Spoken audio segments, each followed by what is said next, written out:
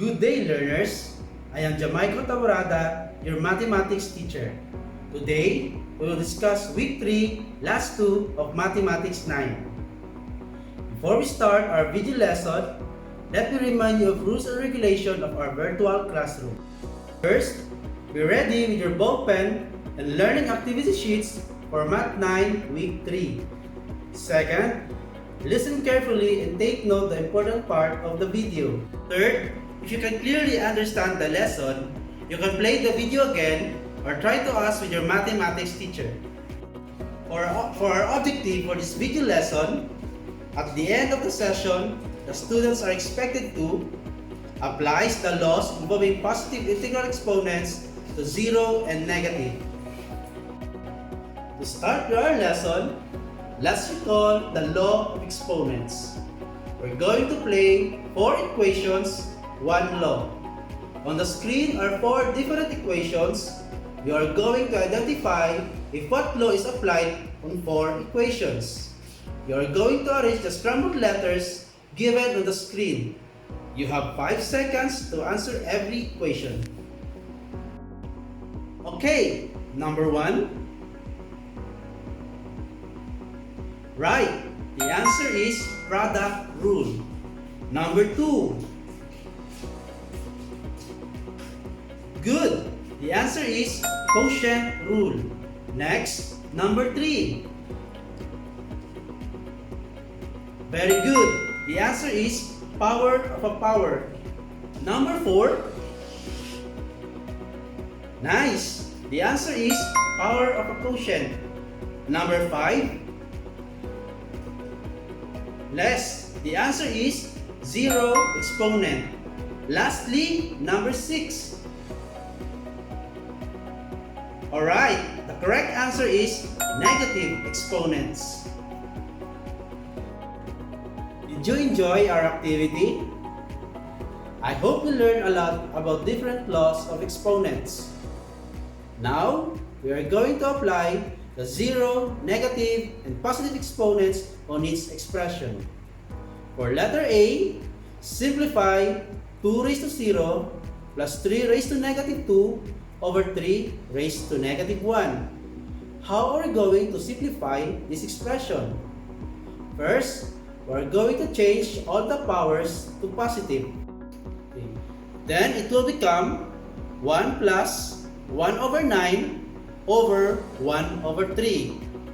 Next, simplify the numerator and apply the reciprocal of the denominator. So it will become 10 over 9 multiplied by 3 over 1. Since the reciprocal of 1 over 3 is 3 over 1.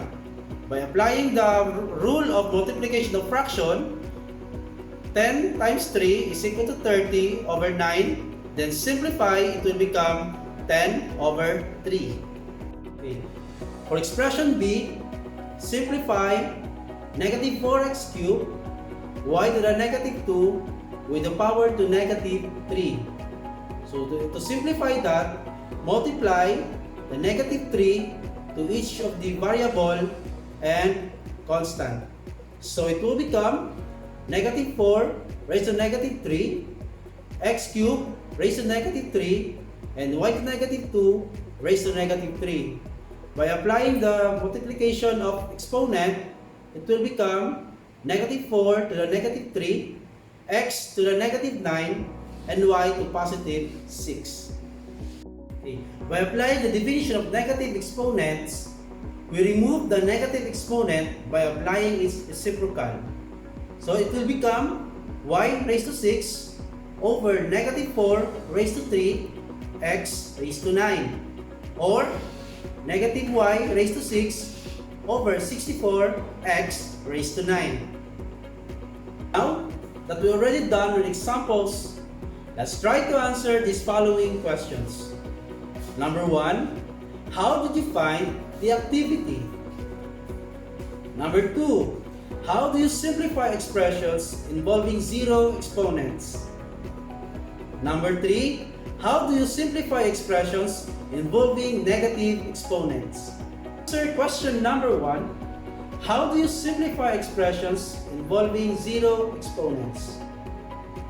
Any number or variable which is exponent of 0 will always be equal to 1. For example, 2x squared raised to 0 is equal to 1. For question number 2, how do you simplify expressions involving negative exponents? Find the reciprocal of a number or a variable and change the negative exponent to positive. For example, 1 over x raised to negative 2 is just equal to x squared.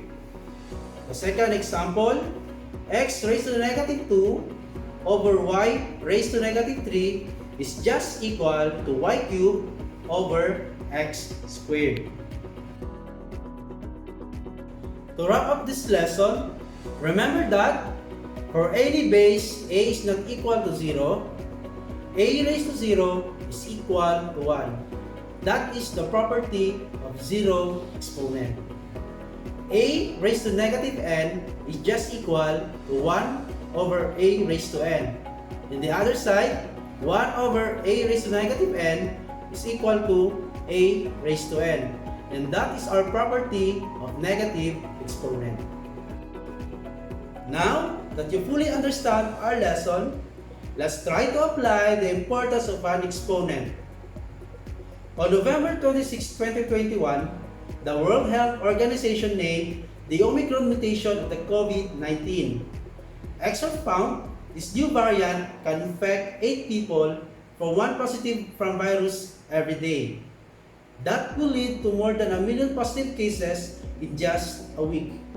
By using the exponential phrase of 8 raised to n, where n is the number of days elapsed. Let's try to reflect with these following questions. Number 1, as a student, what is your contribution in the society to help minimize the spread of the virus? Number 2, how can you influence others to follow rules and regulations of the government or the campaign against the virus?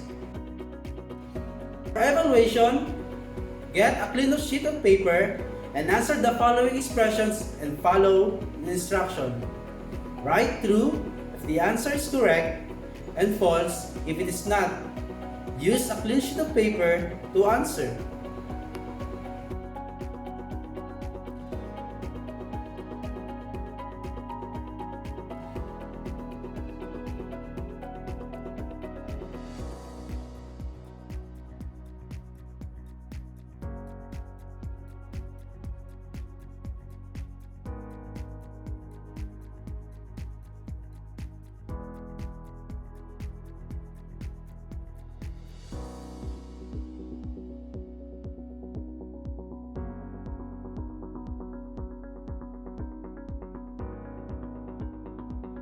That you perform admirably in our activity. I can tell you're very eager to learn today. I hope you enjoyed our lesson for learning mathematics is indeed fun and enjoyable. Again, this is Teacher Jamaico. Until next time, good day everyone.